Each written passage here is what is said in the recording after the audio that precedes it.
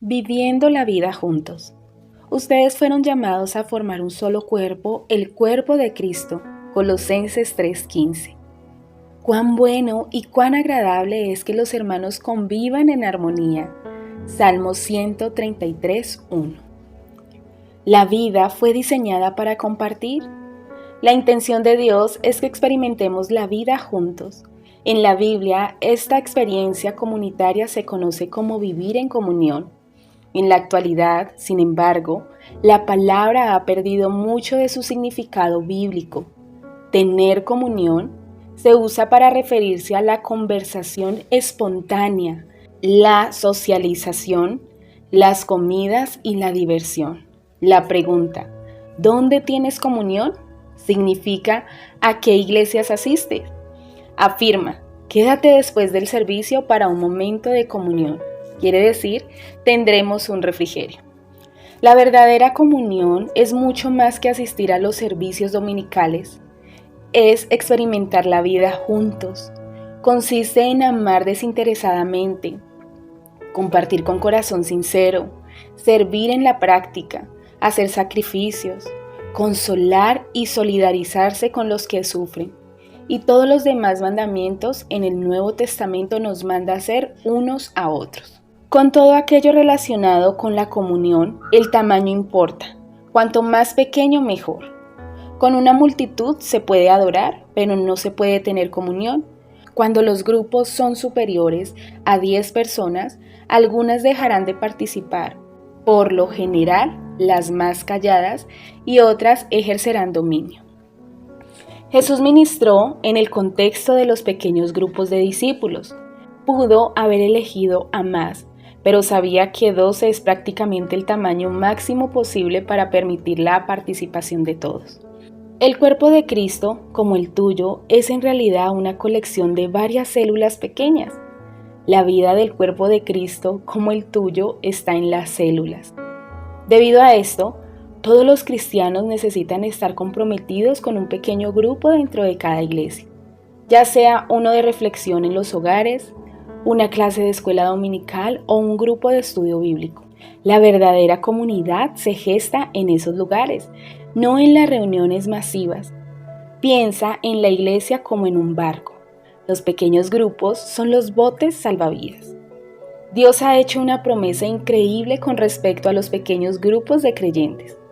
Porque donde 2 o 3 se reúnen en mi nombre, allí estoy yo en medio de ellos. Por desgracia, pertenecer a un pequeño grupo tampoco es ninguna garantía de que experimentarás una verdadera comunión. Muchas clases de la escuela dominical y los grupos pequeños son superficiales. No tienen idea de lo que es experimentar la comunión genuina. ¿Cuál es la diferencia entre la comunión verdadera o la falsa? En la comunión verdadera experimentas autenticidad. La comunión auténtica no es superficial. Consiste en la expresión genuina de corazón a corazón, desde lo más íntimo de nuestro ser. El verdadero compañerismo ocurre cuando la gente es honesta con lo que es y con lo que sucede en su vida. Comparte sus penas, revela sus sentimientos, confiesa sus fracasos, manifiesta sus dudas, reconoce sus temores, admite sus debilidades y pide la ayuda y la oración de los demás. La autenticidad es exactamente lo contrario de lo que encuentras en algunas iglesias. En estas, en vez de una atmósfera de sinceridad y humildad, hay fingimiento, roles, politiquería, una cordialidad superficial y una conversación trivial. La gente se pone máscaras, está a la defensiva y se conduce como si la vida fuera un lecho de rosas. Estas actitudes matan la verdadera comunión. Podremos experimentar la verdadera comunión solo si somos transparentes en nuestra vida. La Biblia dice, si vivimos en la luz, así como Él está en la luz, tenemos comunión unos con otros. Si afirmamos que no tenemos pecado, nos engañamos a nosotros mismos y no tenemos la verdad. El mundo cree que la intimidad necesita oscuridad, pero Dios dice que esta ocurre en la luz. La oscuridad sirve para esconder nuestros dolores, culpas, temores, fracasos y fallas, pero al sacarlos a la luz, los ponemos a la vista y admitimos quiénes somos en realidad. Por supuesto, la autenticidad exige valor y humildad. Implica enfrentar nuestros temores a la exposición, al rechazo y al ser heridos nuevamente. ¿Por qué habríamos de correr ese riesgo? Porque es la única manera de crecer espiritualmente y conservar nuestra salud emocional. La Escritura indica que nuestra práctica debería ser confesarnos unos a otros nuestros pecados y orar unos por otros para poder vivir todos juntos y ser sanados. Solo podemos crecer si nos arriesgamos y no hay riesgo mayor que ser sinceros con nosotros mismos y con otros. En la comunión verdadera experimentamos reciprocidad. La reciprocidad es el arte de dar y recibir. Depende de cada uno de nosotros. La Biblia dice que Dios diseñó nuestro cuerpo como un modelo para que pudiéramos entender nuestras vidas reunidas como iglesia. Cada parte dependiente de todas las demás. La reciprocidad es el corazón de la comunión, la construcción de relaciones recíprocas, compartiendo responsabilidades y ayudándose unos a otros. Pablo dice que desea que nos ayudemos entre nosotros con la fe que compartimos. Tu fe me ayudará y mi fe te ayudará. Somos más sólidos en nuestra fe cuando caminamos juntos a otros que nos animan. La Biblia nos ordena rendirnos cuentas unos a otros, animarnos, servirnos y honrarnos mutuamente. Más de 50 veces el Nuevo Testamento nos manda a hacer distintas tareas, unos a otros y unos con otros. La palabra de Dios señala: esforcémonos por promover todo lo que conduzca a la paz y a la mutua edificación. No eres responsable de cada persona del cuerpo de Cristo, pero tienes una responsabilidad con ellos. Dios espera que hagas lo que esté a tu alcance para ayudarlos. En la comunión verdadera experimentamos compasión. La compasión no se limita a dar consejos o a una ayuda rápida o cosmética. La compasión implica comprender y compartir el dolor de los demás. La compasión dice: entiende lo que está pasando y lo que sientes no es raro ni es una locura. Hoy también se conoce como empatía, pero la palabra bíblica es compasión. La Escritura afirma que como escogidos de Dios, santos y amados, debemos vivir con verdadera compasión, bondad, humildad, mansedumbre y paciencia. La compasión satisface dos necesidades humanas esenciales: ser entendidos y que nuestros sentimientos sean apreciados. Cada vez que entiendes y aprecias los sentimientos de alguien, estableces comunión. El problema es que muchas veces tenemos tanta prisa por arreglar las cosas que no tenemos tiempo para expresar nuestra compasión, o estamos preocupados por nuestros propios dolores. La autocompasión agota la compasión por los demás. La comunión tiene diferentes niveles, cada uno apropiado para diferentes momentos. Los grados más simples de comunión son al compartir y al estudiar la palabra de Dios en comunidad. Un nivel más profundo es la comunión al servir, como cuando ministramos entre varios en los viajes misioneros o los proyectos de caridad. El nivel más profundo e intenso es la comunión en el sufrimiento, cuando nos solidarizamos con la pena y el dolor de los demás y nos ayudamos unos a otros a sobrellevar las cargas. Los cristianos que mejor entienden ese nivel son aquellos que en este mundo sufren persecución, desprecio y hasta muerte como mártires por su fe. La palabra de Dios nos manda: cuando tengan dificultades, ayúdense unos a otros. Esa es la manera de obedecer la ley de Cristo. Es en los momentos más intensos de crisis, dolor y duda que más nos necesitamos unos a otros. Cuando las circunstancias nos aplastan y nuestra fe se derrumba, es cuando más necesitamos a nuestro amigo creyente.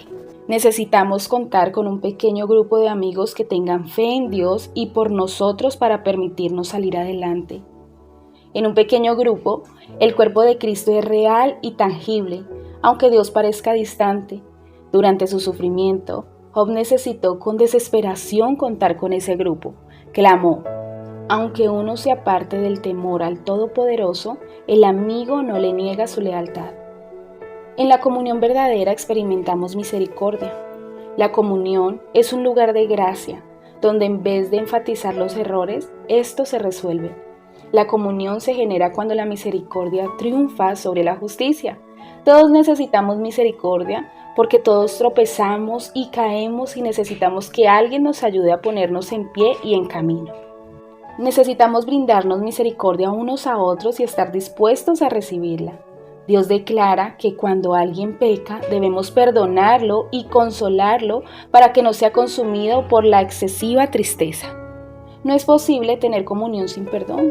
Dios nos dice, no guarden rencor, porque la amargura y el resentimiento destruyen la comunión. Como somos pecadores e imperfectos, inevitablemente nos lastimamos.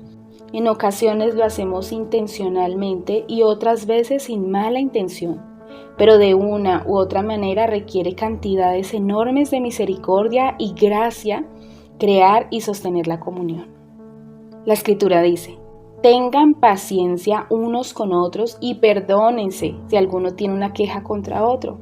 Así como el Señor los perdonó, perdonen también ustedes.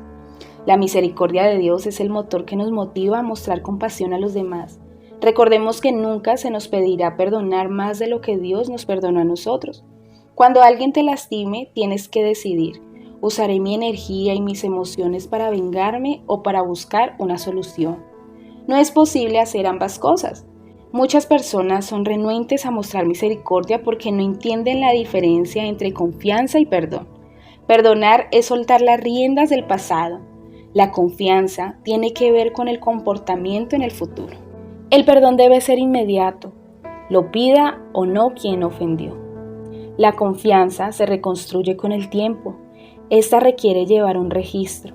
Si una persona nos lastima repetidas veces, Dios nos manda a perdonarla al instante, pero no espera que confiemos en ella de inmediato y tampoco supone que debemos permitir que siga lastimándonos. Deberá demostrar que el tiempo la ha transformado. El mejor lugar para restaurar la confianza es dentro del ambiente de apoyo provisto por un grupo pequeño que ofrezca la posibilidad de animarnos mutuamente y rendirnos cuentas unos a otros. Experimentarás muchos otros beneficios si formas parte de un pequeño grupo comprometido con tener una comunión verdadera. Esta es una parte esencial de tu vida cristiana que no puedes desatender. Por más de 2000 años los cristianos se han reunido regularmente en pequeños grupos para vivir en comunión. Si nunca has formado parte de uno, no tienes idea de lo que te estás perdiendo. En el capítulo siguiente analizaremos lo que se requiere para crear este tipo de comunidad con otros creyentes, pero espero que este capítulo haya despertado el hambre por la experiencia llena de autenticidad, reciprocidad, compasión y misericordia que experimentarás con la comunión verdadera. Fuiste creado para esta comunión. Punto de reflexión. Necesito a otras personas en mi vida. Versículo para recordar. Ayúdense unos a otros a llevar sus cargas y así cumplirán la ley de Cristo. Gálatas 6:12. Pregunta para considerar. ¿Qué primer paso puedo dar hoy para relacionarme con otros creyentes en un mayor grado de intimidad y autenticidad?